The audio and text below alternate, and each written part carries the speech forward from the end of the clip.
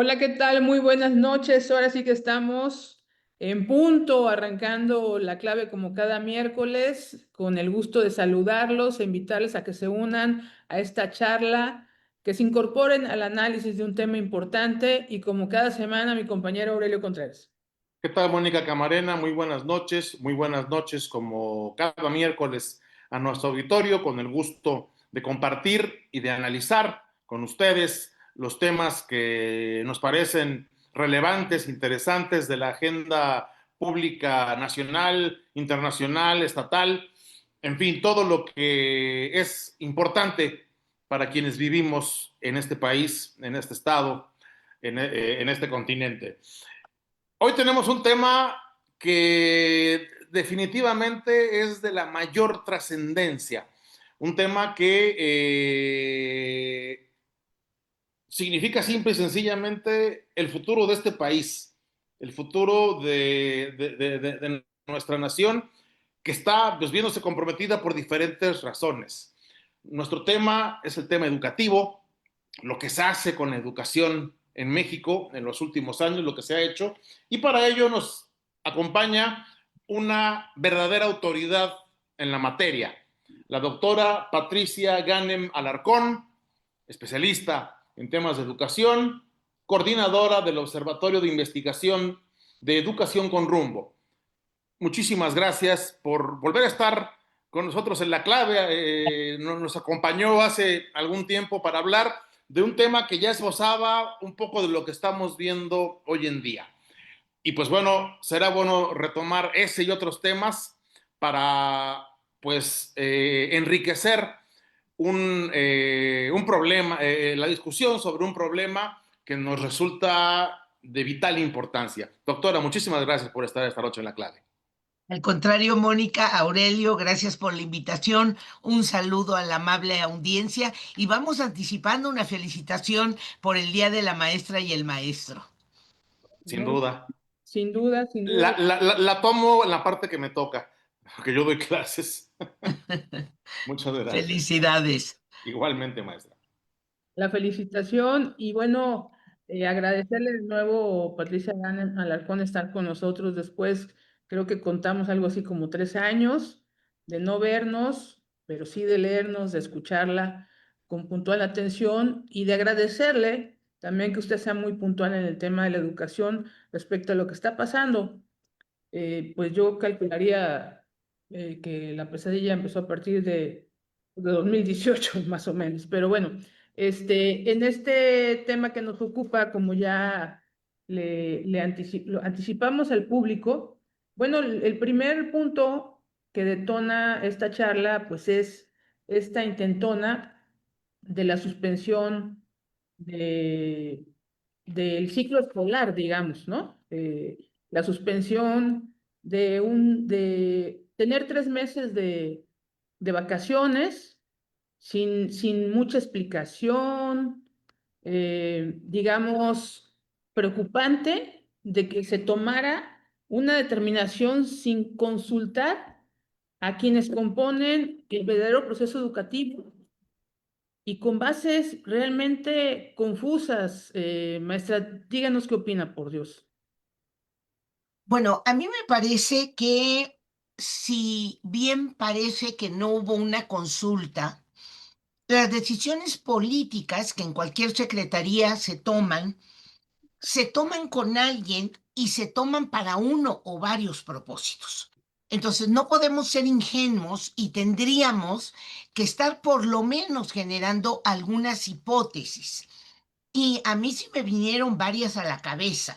Es decir, fue una decisión que se tomó para levantar una cortina de humo y tapar otros temas importantes que están preocupando a la ciudadanía, a la opinión pública. Bueno, pues habría que pensar que ahí había alguna negociación que nosotros aún no conocemos. Fue tomada con la autoridad local acá en la Ciudad de México para evitar esta movilización tan complicada que se ve o se vaticina. Bueno, pues también le va a suceder a Guadalajara y también le va a suceder a Monterrey. pero ahí haber tomado una decisión de suspender esos días y solo en esas ciudades puntuales, pues hubiera resuelto perfectamente el tema y sin embargo no fue así. Entonces, esa negociación ahí, bueno, ¿por qué se hace o cuál fue el objetivo o el propósito? Y vuelvo a dejar un poco esta reflexión en la mesa.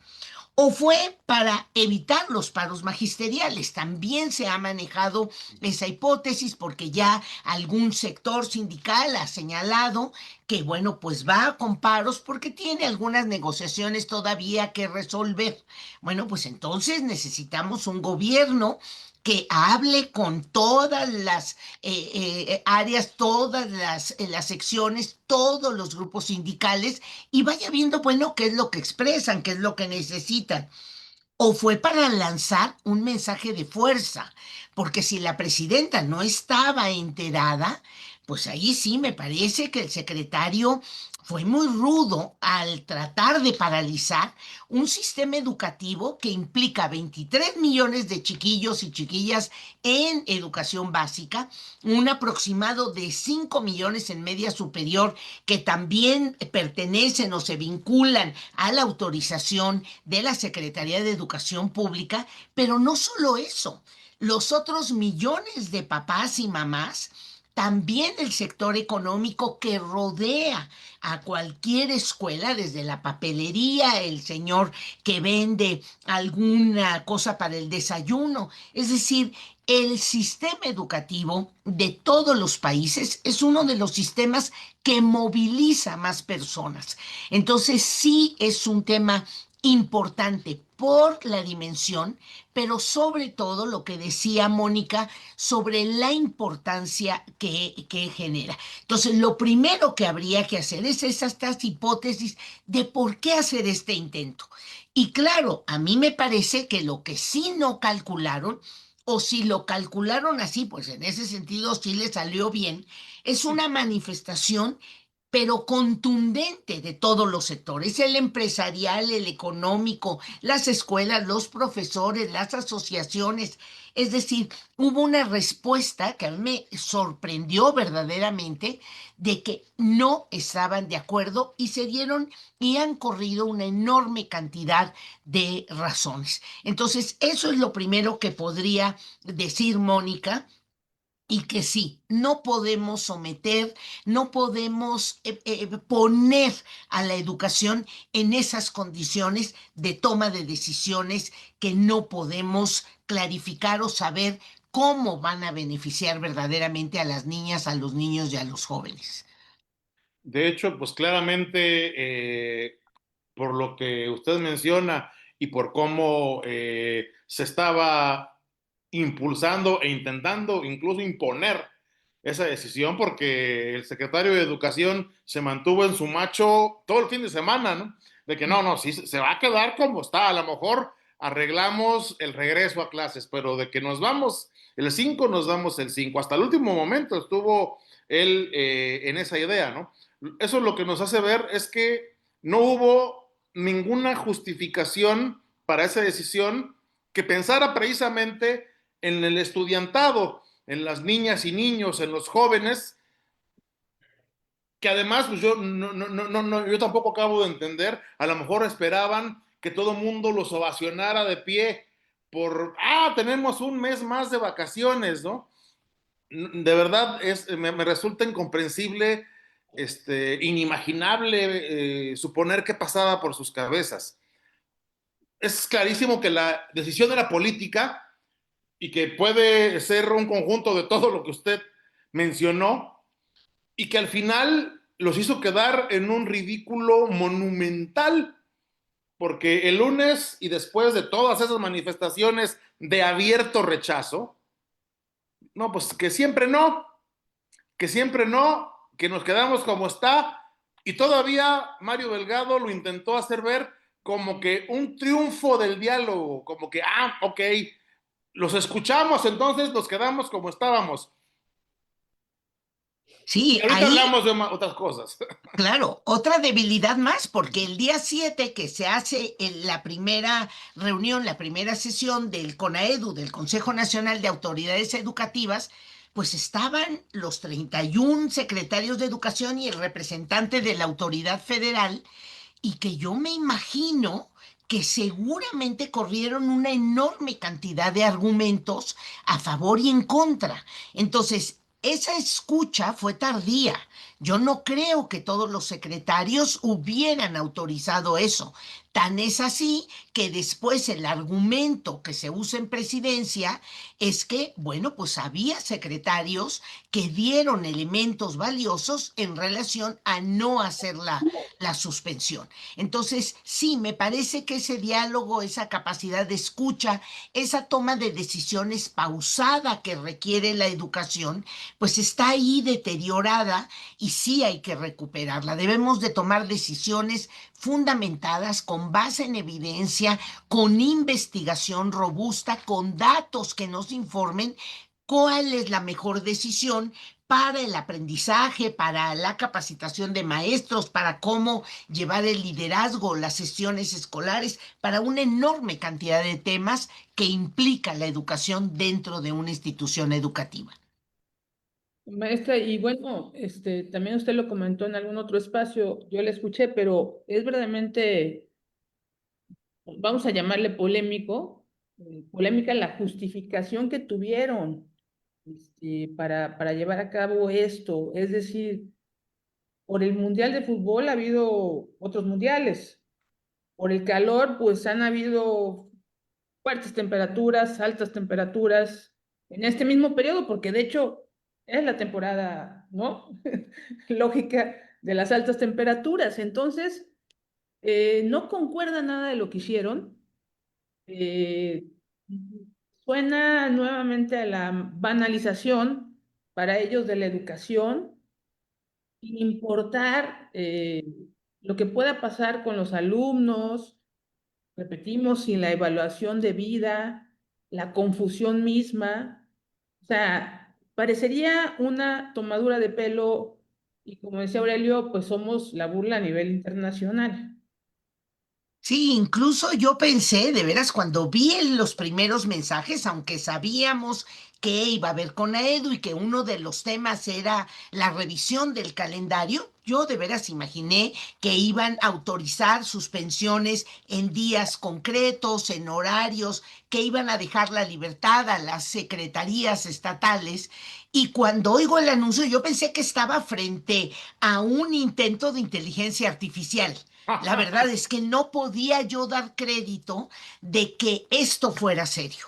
Entonces, esta argumentación o esta explicación o estos motivos que se aluden mandan muchos mensajes a la vez. Es decir, decirle a un niño, a una niña, a un jovencito que podemos suspender clases porque va a haber mucho calor, pues es estarlo preparando para que él utilice una enorme cantidad de justificaciones poco correctas para faltar al trabajo, ¿no? Para no llevar las responsabilidades de casa.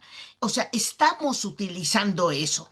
Y decir que es el fútbol, sin duda el deporte es muy importante. O sea, no estamos diciendo que no lo sea, pero es más importante que los aprendizajes de los niños. Eso verdaderamente es otro mensaje que se estaba emitiendo. Y por lo tanto, estamos exhibiendo la debilidad de nuestro propio sistema educativo. Un sistema que no puede aguantar ni bajas temperaturas, ni altas temperaturas, ni irse todos los niños a clases a distancia, porque no tenemos las condiciones. Eso sí nos debe de preocupar, eso sí nos debe de alarmar como padres y madres de familia, y tenemos que elevar nuestro nivel de exigencia para que cada escuela pueda abrir todos los días con ventilación, con calefacción, con agua, con techumbres, con los baños equipados, para que los niños, haga calor, haga frío, estemos en un proceso a lo mejor de que haya llovido de más, nuestras escuelas sean ese lugar apropiado. Entonces, haber utilizado esos argumentos me parece que es debilitar al propio sistema, pero además también desaprovechar una oportunidad de aprendizajes.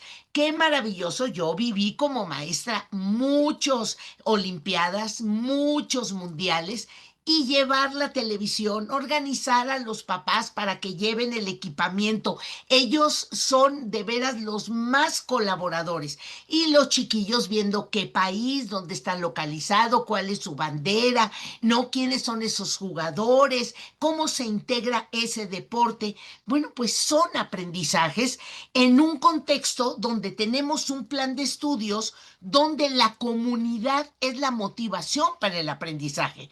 Pues tenemos un mundial en nuestro país y debimos de haberlo aprovechado para que desde hoy ya estuvieran en los pizarrones, en las paredes, los países participantes, su localización en planisferios, las banderas. A mí me parece que eso en la creatividad de las maestras y los maestros fue desaprovechar una gran oportunidad de aprendizaje.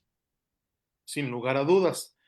Y además, pues parte del problema lo podríamos también identificar en que, pues en México, no sé cuánto tiempo tenemos sin un secretario de educación decente, con un secretario de educación que sí sepa de educación, porque los últimos que hemos tenido son políticos, son grillos. Este último, pues es el no va más, fue dirigente de un partido en su anterior chamba, y que se manejan con esas intenciones, con ese discurso, y esto me lleva a lo que dijo Mario Delgado en los últimos días.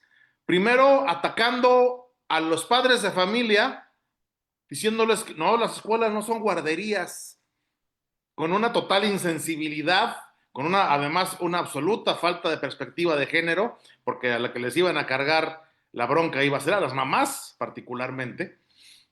Y luego cargar contra las empresas. Ah, no, es que es culpa de las empresas porque no son flexibles. Pues, y si no, ¿cómo produce el país? Y para terminar, hundido en una verborrea que nos muestra el bajísimo nivel que tienen las autoridades educativas de este país en su conjunto, porque además, pues todo, cuando hicieron el anuncio la semana pasada, todo el mundo como que dijo, ¿no? Como que nadie protestó de las autoridades, como que todo el mundo estaba dispuesto a sumarse. Una absoluta locura, ¿no, doctora? Sí, a ver, es que hay que considerar que una escuela es parte de toda una cadena de organización de un país. Y yo lamento que las escuelas, muchas de ellas, solo sean de 4 horas. ¿No? Tendrían que ser de más horas. Primero, por el aprendizaje de los niños.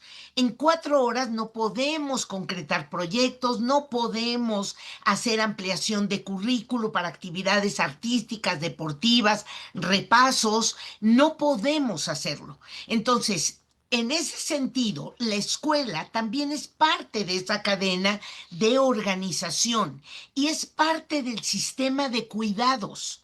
Las mujeres, los varones, las familias requieren que cada cosa esté en su lugar, ¿no? Si falla un semáforo, el sistema de movilidad seguramente me va a hacer llegar tarde a mi trabajo. Tengo más o menos un horario calculado. Si hay una inundación, si hay un bache, si se clausuró una calle o si falla un semáforo, esa organización de la movilidad pues me va a afectar. Bueno, lo mismo sucede con la cadena de cuidados. La escuela resulta el mejor lugar, el lugar más seguro, donde los niños y las madres y los padres descansan en esa seguridad de que ahí los niños, además de que están aprendiendo, están seguros y se están socializando. Entonces, yo no le veo nada de malo de decir la escuela es parte de esta cadena de cuidados. No es una guardería. porque no es la misión de la escuela. La misión de la escuela es aprender y sí nos organizamos en función de eso. Ah, ahora, tendríamos que modificar toda esa cadena de cuidados porque hay cosas que se tienen que actualizar, como decir que del 15 de junio al 15 de julio no se hace nada en las escuelas. Eso fue también una Bueno, barbaridad, ¿no? eso verdaderamente pone de manifiesto otra debilidad, y la debilidad de que las autoridades piden con mucha anticipación las calificaciones, y eso quita un poco la organización de la escuela. Los buenos maestros siguen trabajando, haciendo repasos, organizando equipos, haciendo mil actividades. Pero decir que no se hace nada, no, pues entonces sí se tienen que tomar decisiones de política educativa para que las calificaciones se entreguen después del 15 de julio y que además haya todas las condiciones para el aprendizaje. Porque decir eso, nada más por decirlo, pues sí, me parece una injusticia para los maestros y exhibir otra debilidad que el propio sistema, la propia secretaría, tendría que resolver. Maestra, pues pobres maestros, los nuestros, porque fíjese que ya parecía estructurada este debilitamiento de la educación en México, porque la Suprema Corte, más bien yo le llamaría la nueva Corte de Justicia de la Nación, La corte, dejémoslo. Corte, pues nada más falló a favor de la Secretaría de Educación de Mario Delgado, que no es la SEP, la de antes, sino la de Mario Delgado. Y bueno, pues avala que alumnos pasen de año aunque deban materias y falten a clases, fíjese, y esta enorme intelectual de la cuarta, la ministra Lenia Batres, dijo que, así palabras, que la excelencia educativa, mire quién lo dijo, ¿eh? La excelencia educativa no puede reducirse únicamente a números, asistencias o calificaciones. A ver, dígame por favor qué opina de esto. A ver, el tema es que efectivamente el aprendizaje es muy difícil atraparlo con un número. Bueno, ¿qué quiere decir el número? Pero los maestros normalmente sí traducen esos números en explicaciones a los propios estudiantes y luego a los padres y madres de familia. Entonces, el número pues es un reduccionismo que permite cumplir con un trámite administrativo.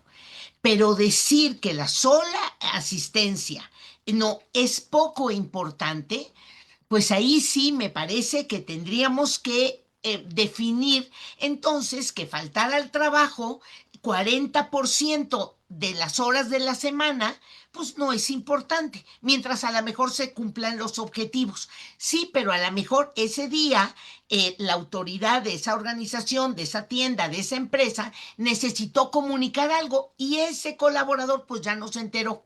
Bueno, pues lo mismo pasa en educación. Es cierto, a veces nuestros chicos llegan distraídos, a lo mejor con poca capacidad para aprender ese día, pero ahí están y algo les motivará el convivir con el amiguito, el hacer alguna pregunta, a lo mejor alguna actividad que lo saca a lo mejor de su preocupación o de su desatención, pero la asistencia, además de sí correlacionar con el aprendizaje, también es un hábito.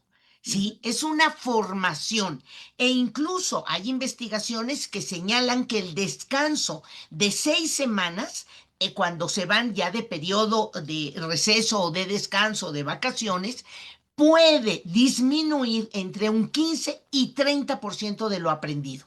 Imagínense que además de esas 6 semanas le abonamos otras 5 más. Entonces, a mí me parece que el legislar, el autorizar ese tipo de cosas sin un estudio realmente adecuado, pues debilita cada vez más nuestras escuelas, nuestros maestros, que son los que tienen que ver incluso con los chicos que van más atrasados. A lo cual habría que sumar, doctora, el hecho de que cada vez nos dejan menos instrumentos para evaluar cómo está funcionando la educación. Han eliminado cualquier cantidad de, de evaluaciones para saber cómo se está en el aprendizaje del español, de las matemáticas, y pareciera que se está yendo a ciegas en cuanto a hacia dónde va la educación en el país, porque también pareciera, y yo me atrevería incluso a asegurarlo, están más preocupados por adoctrinar e ideologizar que por enseñar realmente. No sé qué piensa usted. A ver, yo creo que sí hay que quitarle la carga a la evaluación de un sistema de control. Eso sí me parece todos nosotros y yo les invito a los escuchas y a ustedes mismos a que recordemos a aquellos maestros que cuando estábamos más inquietos dando lata nos decían, hojita, póngale el nombre, una hojita afuera. Entonces ya sabíamos que venían 4 o 5 preguntas que ese maestro o esa maestra y lo iba a evaluar y lo iba a promediar. Entonces ya nos autorregulábamos, ya nos portábamos bien, incluso le decíamos, maestra, maestro, por favor, no lo promedie. Eso es usar la evaluación como un sistema de control. Me han Y eso me platicado que parece, sucede. claro, lo tenemos que desaparecer, ¿no? O decirle al chico, yo tengo aquí la lista en mi mano, ¿no? Y conmigo te la ves. Es decir, todas estas cosas que podemos recordar es las que hay que evitar. Y sí, hay que hacer intentos, sí, pero eso, ¿con qué lo suplo? Yo no puedo quitar algo sin antes pensar todos aquellos instrumentos, herramientas que el maestro pueda tener para irle dando seguimiento al estudiante. Ahora, hay un problema gravísimo. Nuestros maestros de secundaria y de media superior reciben a chicos con gravísimos problemas de origen, donde no hubo socialización adecuada en el preescolar, no hubo una iniciación en la alfabetización correcta, no, los chiquillos de primaria a lo mejor nada más rellenaron ejercicios y no, incluso no tienen ortografía, no saben leer fluidamente y los vamos dejando pasar. Si ahorita ya son un problema, eliminando esa manera como de decirles, oye, el mínimo que debes de saber de tal asignatura o de tal grupo, de tal campo formativo, es esto, y no lo sabe, al que más voy a perjudicar es al chico. Entonces, eso también es otro error que los maestros, ya quitándoles todos esos elementos, se quedan en la indefensión total, ¿no? Porque luego se vuelve una serie de exigencias de parte de las familias, de los propios alumnos, de ¿por qué me vas a reprobar? Si yo, aquí dice la ley que puedo pasar. Pues sí, pasas, pero con muchas deficiencias. Entonces, hay que corregir la concepción de educación, la manera de utilizar las herramientas y sí debemos de ayudar a las familias y a los chicos a entender que hay ocasiones en que estamos deficientes en algunos aprendizajes. No es que reprobemos, es que tenemos que repasar, es que tenemos que revisar aquellas cosas que todavía no tengo, porque luego esas se van a engarzar con otros contenidos que ya no van a ser posible adquirir porque hay debilidad de entrada. Sí, doctora, y bueno, ahorita yo se me viene a la cabeza también que antes de que se acabe el tiempo del programa, aprovechándola a usted y todo lo que sabe, bueno, no podemos dejar de largo la polémica por los libros de texto, los nuevos libros de texto, que pues la polémica fue justificada, ¿no? Por sectores educativos importantes. Esto no puede ser superado fácilmente. Bueno, sería necesaria una evaluación, ¿verdad? En este momento de ello, creo que no va a ser así, porque bueno, si están justificando que simplemente los alumnos no pueden reprobar y pueden hacer lo que quieran, simplemente asistir y tampoco, si no quieren asistir. Entonces, bueno, estamos ante un hecho, pues yo creo que inusual en la historia de la educación en México, unos libros que se han, bueno, han sido exhibidos por las faltas incluso de ortografía, ya déjese de los contenidos históricos y de, pues, el objetivo, ¿no? De la ideología que buscan que penetre en los estudiantes. Pero esto a mí me parece bastante importante y bastante delicado. A ver, hagamos un ejercicio. Los chiquillos que estuvieron 2 años confinados y que cursaron el primero y segundo grado sin asistir a la escuela, porque casi fueron los 2 años, ahorita van a salir de quinto año y sí sería necesario evaluar sus aprendizajes, no para reprobarlos, no para sancionarlos, sino para ver cómo 3 años, el haber cursado tercero, cuarto y quinto, esos libros que se ha señalizado y ese modelo que se ha señalizado como muy ventajoso, verdaderamente han ayudado a mejorar sus aprendizajes. De entrada, el haber implementado una reforma justo cuando los niños estaban saliendo de la pandemia ya fue una debilidad. Segundo, haberlo hecho general, es decir, todos los grados, desde preescolar, primaria y secundaria, ¿no? Sin verdaderamente respetar, pues, este otro niño que en ese momento se fue de pandemia en tercero y que regresó en sexto y que de repente se encuentra con un modelo nuevo y que una forma metodológica distinta de enfrentar el aprendizaje. Entonces, ese chiquillo, ¿cómo salió? ¿Qué aprendió? ¿Qué se retomó? Entonces, lo que dice usted, Mónica, es cierto. A los que ponemos siempre en aprietos son a nuestros maestros, porque no solo fue un plan de estudio a destiempo, sin una organización adecuada, pero hay más cosas. Sin una capacitación adecuada para los maestros, sin un sistema de seguimiento que nos pudiera advertir, y luego ahí una corrección que quiso hacerse a los libros de texto y que generó un encontronazo entre propias autoridades de la Secretaría. Digo, pero ¿cómo puede ser que las mismas autoridades estén dando esa lección? Es como cuando papá y mamá nos peleamos, el mensaje al chiquillo es terrible.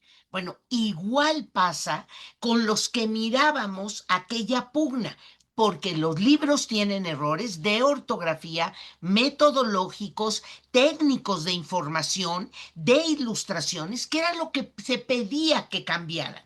Entonces, sí, todo este tipo de cosas a los que más vulnera son a las familias, pensando que educación pues es poco importante, y a los chicos porque ellos son finalmente los conejillos de indias que reciben estos planes, estos libros, estos ejercicios, esta metodología. Acaba usted de dar un término que me parece que ilustra efectivamente lo que ha estado pasando estos últimos años, ¿no? Se trata a los estudiantes como conejillos de indias. Se están haciendo experimentos con ellos para ver qué sale de este masacote que no acaba de ser ni la teoría de Paulo Freire, ni acaba de ser nada. Es un revoltijo de ideas que tienen algunas algún sustento pedagógico, otras que tienen un sustento político, otras que tienen una raíz ideológica y que terminan no solamente por confundir el estudiantado, confunden hasta los maestros que no saben ni qué hacer con esos materiales, ¿no? Es correcto, y a mí me parece que Pablo Freire donó a la educación una enorme cantidad de cosas muy positivas. El hecho de decir que la escuela no debe de ser la bancarización del contenido, eso me parece correcto. Si no estamos llenando al niño de información, lo que estamos haciendo es crear un marco conceptual claro de qué es la realidad. Por lo tanto, la realidad debe de ir a la escuela, los niños niños deben aprender a ponerle nombre y con eso salir con información suficiente para manejarse con la realidad que les rodea. Pues eso me parece que nadie estamos peleado con eso. Trabajar por proyectos, que los chiquillos aprendan a partir de la panadería que tienen cerca, de un monumento, de un personaje. Hombre, pues me parece que eso ya lo decía Vygotsky. Hay que aprender de las zonas próximas. Y eso los niños lo tienen cercado. No, creo que de eso tampoco nadie nos peleamos. Oiga, pero casi 90 proyectos al año. Yo decía, ¿y cuándo los maestros van a acabar con esto? Pero además, si yo dejo de hacer un proyecto y veo los contenidos y los procesos de desarrollo que están aplicados, los voy a dejar de hacer. Entonces, voy a dejar de ver una enorme cantidad de temas. Oiga, pero lo que sí me parece que no es todavía lo adecuado para niños de preescolar o de primaria que a partir de ciertos temas ellos empiecen a pensar la lucha de clases y que se sientan un sector oprimido por otros. A ver, sí lo tenemos que revisar en ciertas edades, sí, los niños, Claro. por supuesto que plantean temas desde muy chiquititos. Ah, bueno, pues vamos analizando como maestros con ellos esas inquietudes. Pero pretender que la escuela no abata estos problemas sociales, me parece que es volver a poner en los hombros de los maestros una responsabilidad que no nos toca. Esta lucha de clases o quitar que haya sectores oprimidos o que se beneficien de ellos, me parece que debe de ser un problema social que tenemos que resolver todos, ¿no? Pero no la escuela. Entonces, ahí sí habría que entrar a una reflexión, discusión, análisis mucho más fuerte. Sí, y me parece que están haciendo de lado y buscan un poco tapar los problemas también muy serios que atraviesan estudiantes y maestros, hay que decirlos, y autoridades en todos los niveles que pues están imposibilitados de resolver. Por ejemplo, voy a hablar de la gran cantidad de escuelas que están en ruinas, o sea, aulas con pocas bancas, pizarrones que se están cayendo, muchas escuelas, por ejemplo, aquí en Veracruz, sin agua potable, ¿no? Sin luz, sin Sin clima. luz, algún tipo de enseñanza para computadoras, pero sin computadoras, es decir, eh, no nos estamos, bueno, quienes deben no se están ocupando de los problemas de raíz, maestra, no sé qué opina.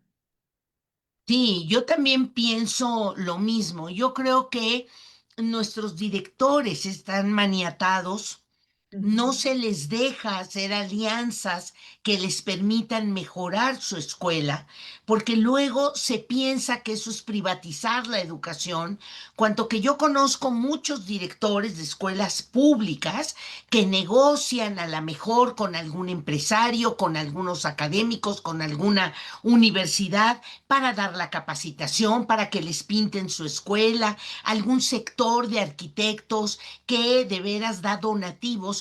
A mí me parece que las escuelas tienen una enorme cantidad de necesidades que no va a alcanzar el dinero gubernamental.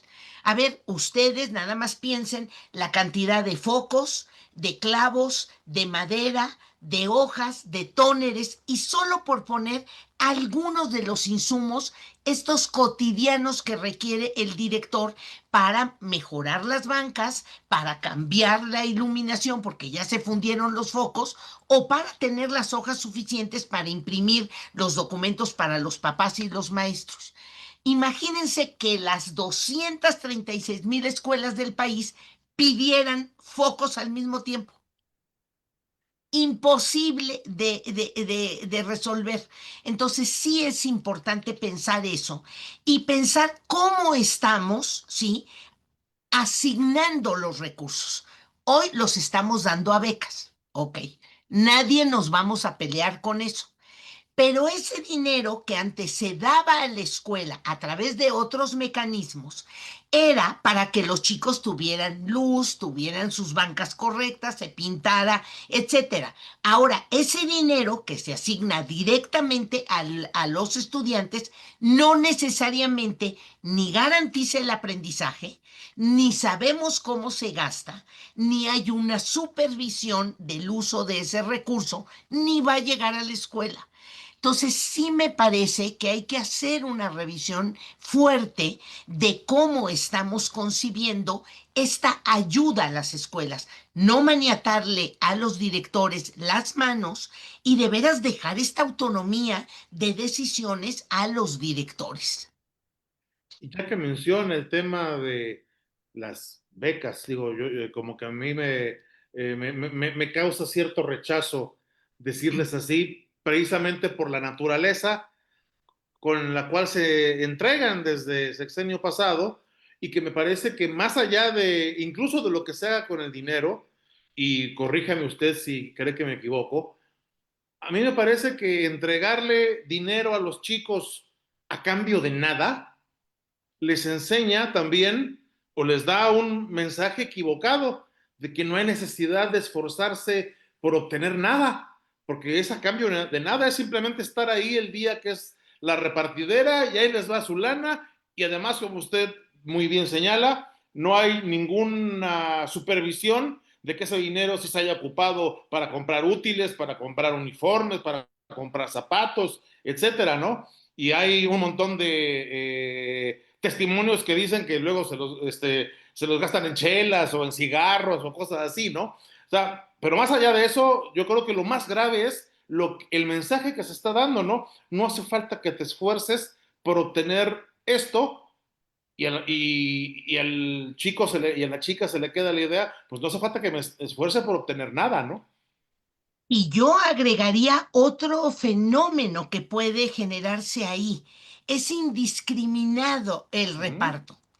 Hay chicos que no lo necesitan, Así es. porque papá, porque mamá, porque la familia en general se ha organizado y tiene lo suficiente para cubrir necesidades básicas. No estoy diciendo que no se necesite dinero, todos Por siempre supuesto. necesitamos un poco más, pero asignarlo así y no identificar qué población es la que requiere precisamente esa ayuda es verdaderamente, digamos, degradar una estrategia de política educativa que no va a dar los resultados que estamos buscando.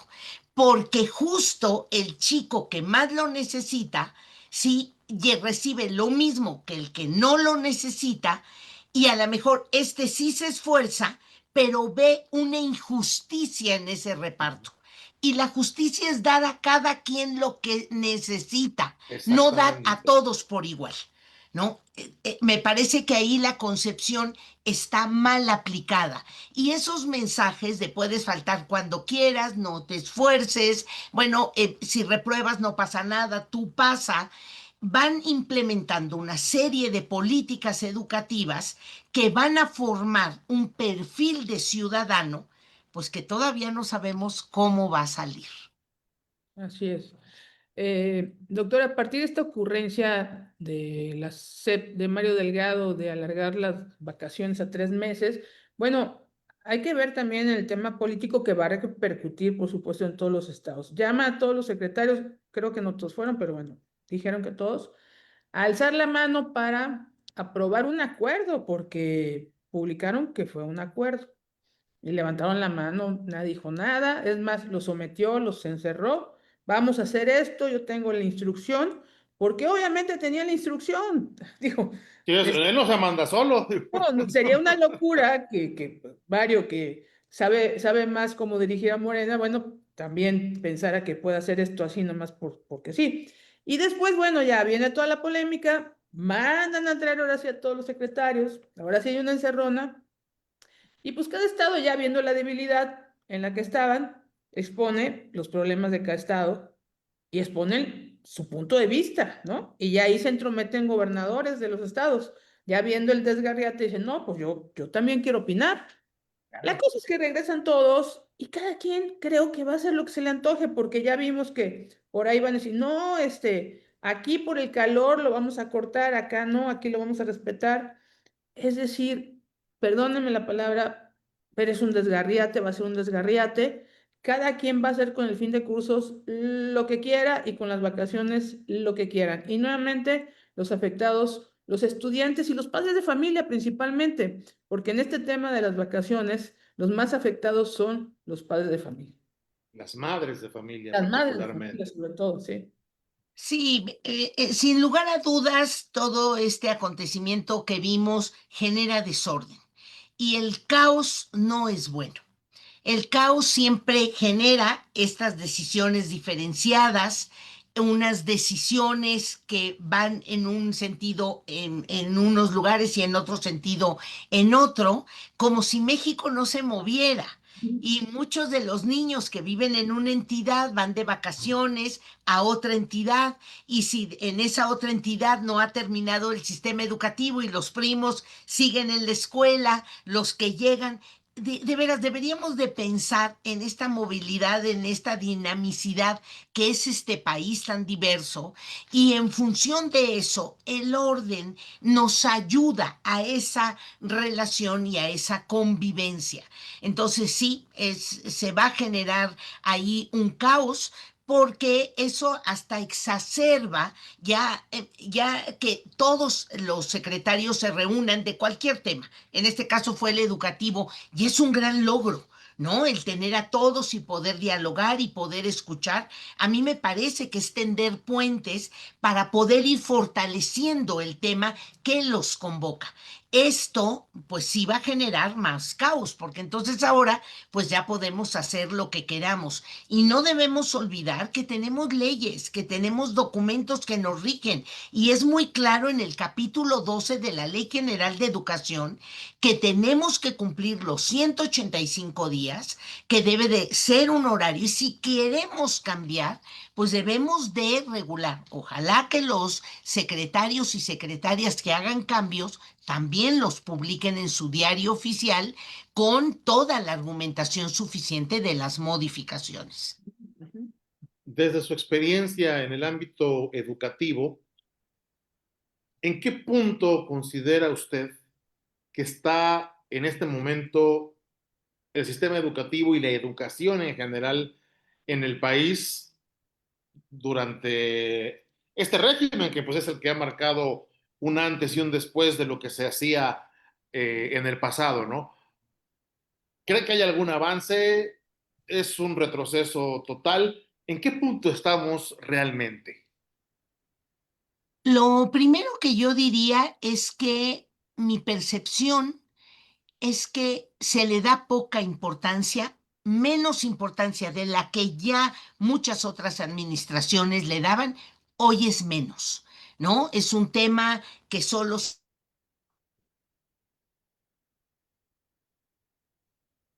Como que se le atoró la señal, Se tenemos que congeló ahorita un poco, regrese, se se nos congeló un congeló. poquito. Sí.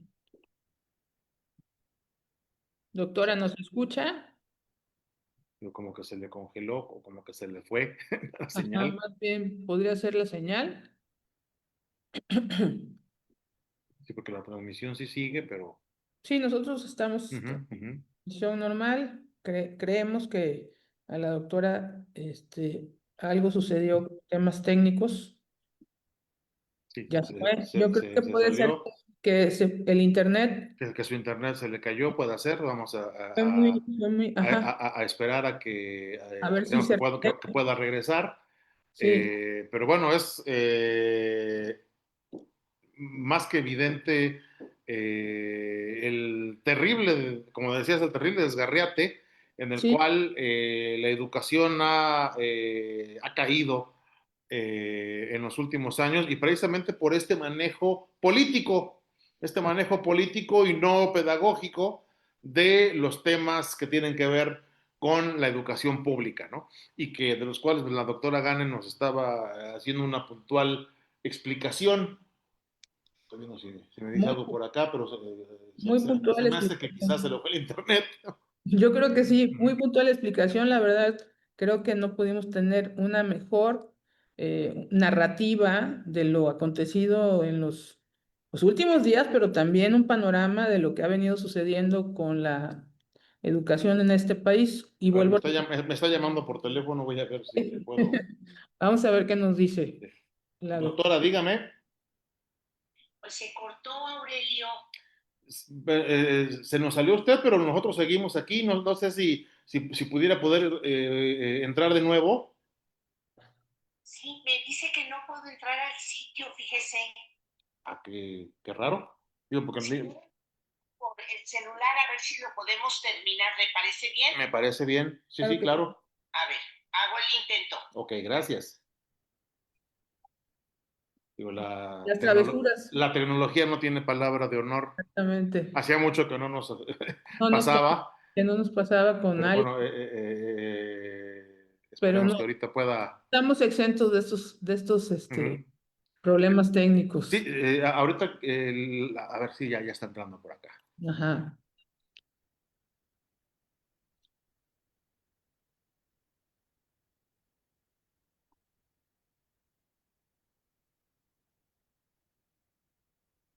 Ya se conectó, nada más es Ya se cuestión de que nos. conectó, ándele, Ahí está. ya está de nuevo. La Pues dejamos de, la estoy dejamos. aquí con el celular.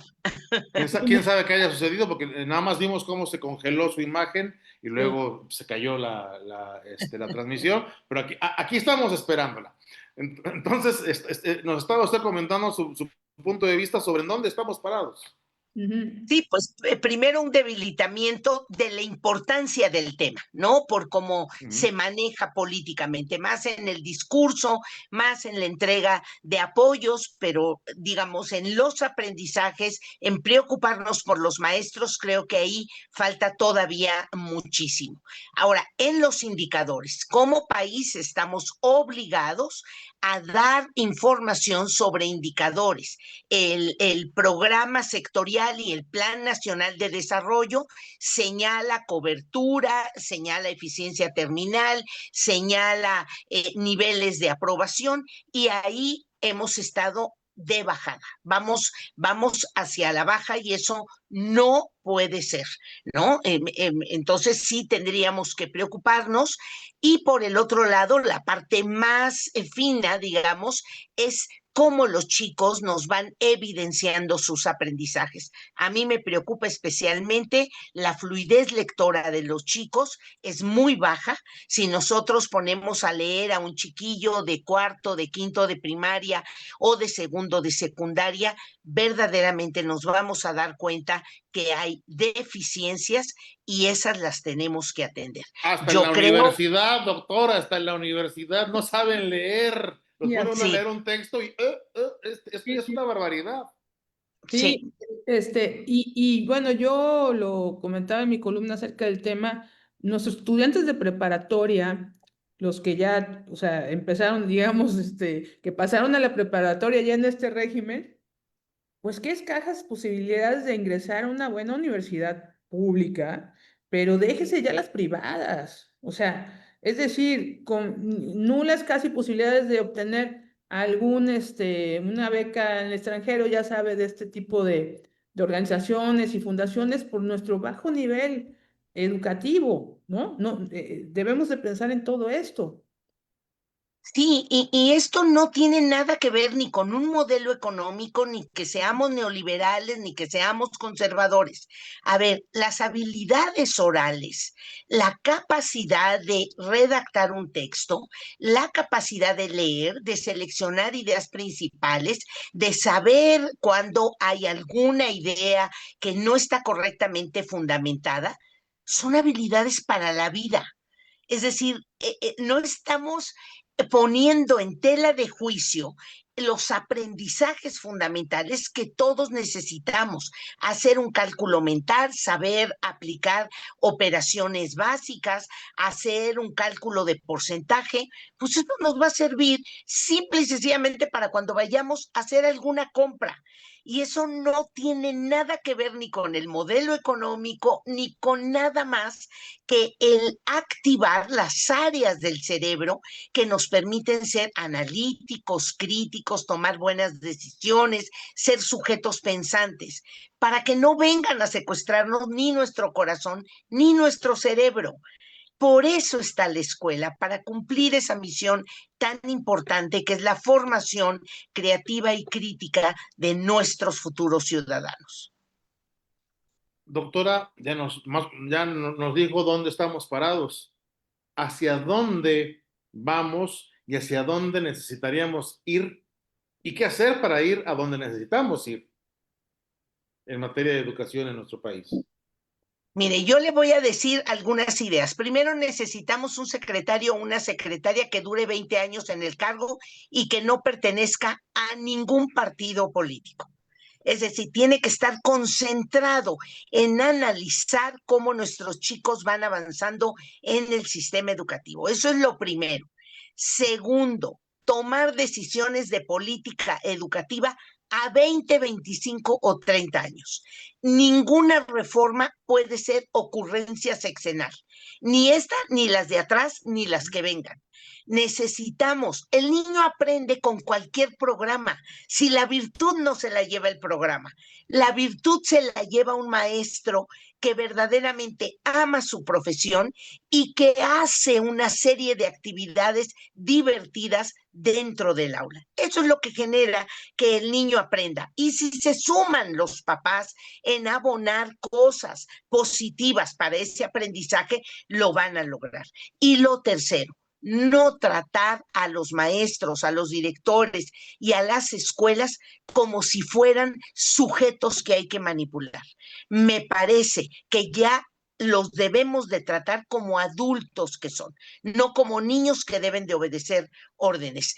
Aquella escuela que tome buenas decisiones, que esté bien equipada, que el director tome decisiones honestas con las cuotas, con lo que se adquiere en la cooperativa, esas escuelas y además que los chicos aprendan, las debemos de dejar en paz y nos debemos de concentrar en las escuelas que se necesitan.